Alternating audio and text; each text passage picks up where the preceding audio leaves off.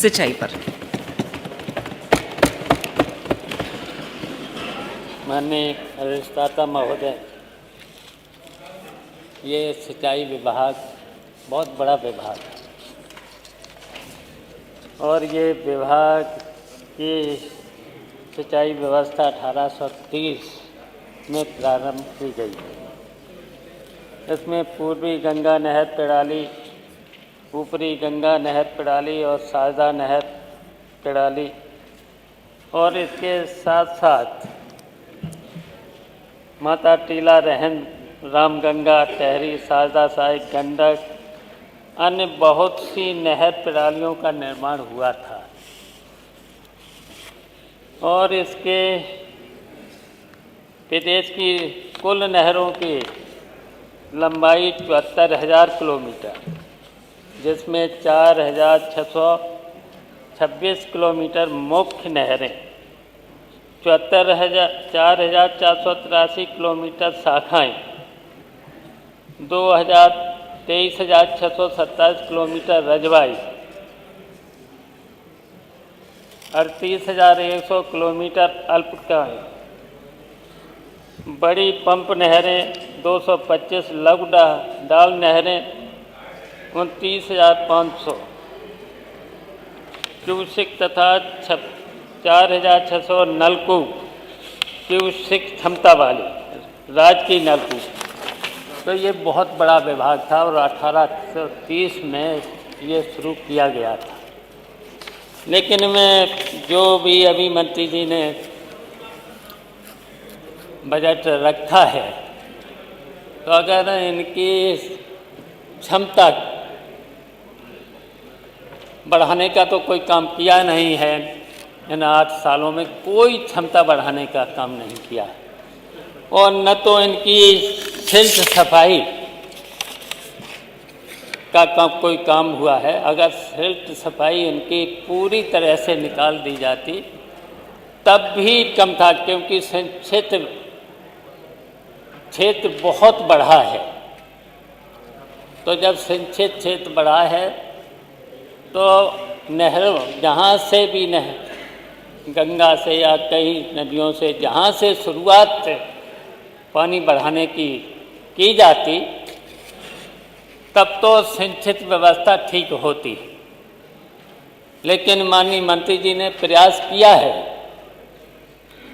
लेकिन माननीय मंत्री जी ने प्रयास क्या किया है, जबकि सिंचित व्यवस्था में था, कभी जब भी सिल्ट वगैरह निकाली जाती थी तो कभी मशीनों का प्रयोग नहीं किया जाता था, और मशीनों का प्रयोग जब नहीं किया जाता था और जब सिल्ट निकाली जाती थी तो वहाँ के मजदूर जो खेती पर निर्भर हैं, जिनके पास खेती नहीं होती थी लेकिन खेती पर निर्भर थे, उनके द्वारा सिल्ट निकाली जाती थी।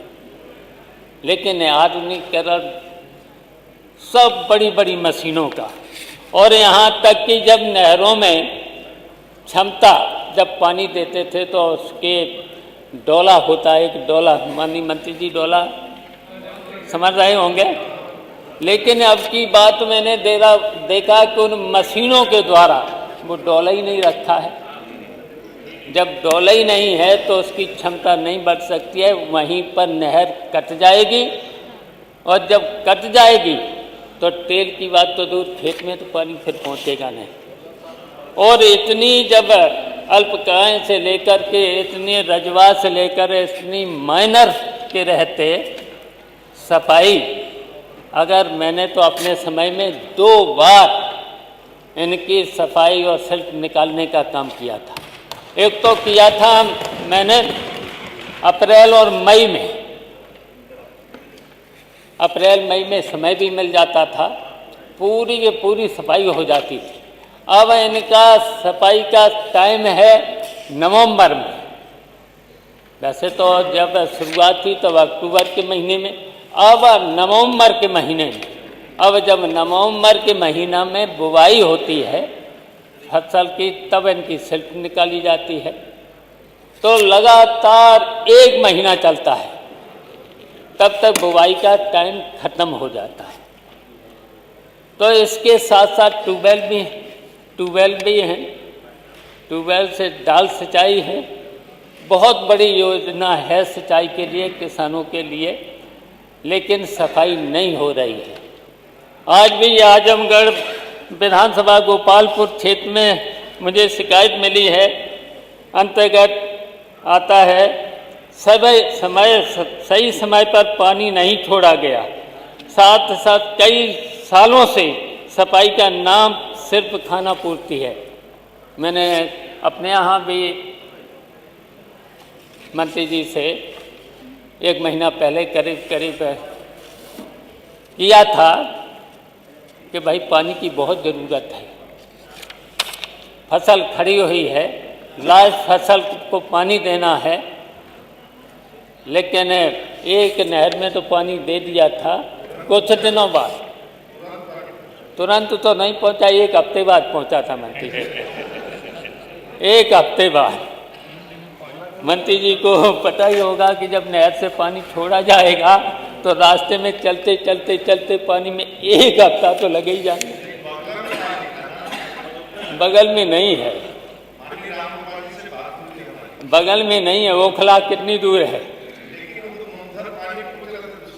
फिर उसके बाद और जब दूसरी बार आप पता लगा लेना, दूसरी नहर में पानी जब पहुंचा वो नहर तोड़ दी गई। उसके बाद 15 दिन में शुरू हुआ, तो 15 दिन के बाद फिर 1 हफ्ते बाद 24 दिन के बाद उस नहर में पहुंचा है।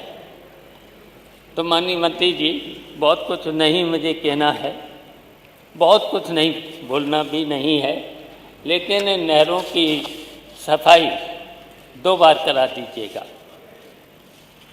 2 बार करा दीजिए साल में। जब बुवाई का वक्त है तब आप सफाई में लगा देते हो, तब तो केवल सिल्ट निकाली जाती है। लेकिन अगर आपको नहरों की सफाई करानी है, खुदाई करानी है, उनका जहाँ तक वो तो जब नहर बनी थी तब उसका वहाँ पर चिन्ह लगा है, इतनी नहरों की सफाई हो जानी चाहिए। अब आजकल क्या हो रहा है कि जहाँ पर रास्ता रोड होता है वहाँ तो आगे पीछे करा देते हैं और पूरी की पूरी नहर छोड़ देते हैं, तो उसमें कोई देखभाल भी नहीं हो पाती है। तो ये किसानों की बहुत परेशानी है। तो इसी तरीके से ट्यूबवेलों में अधिकांश ट्यूबवेल खराब पड़े हुए हैं, किसी में मोटर नहीं, किसी में बिजली नहीं, ये बहुत सी समस्याएं हैं। इस समय ट्यूबवेल भी करीब आप 34,000 के करीब ट्यूबवेल होंगे उनसे, तो ये भी है।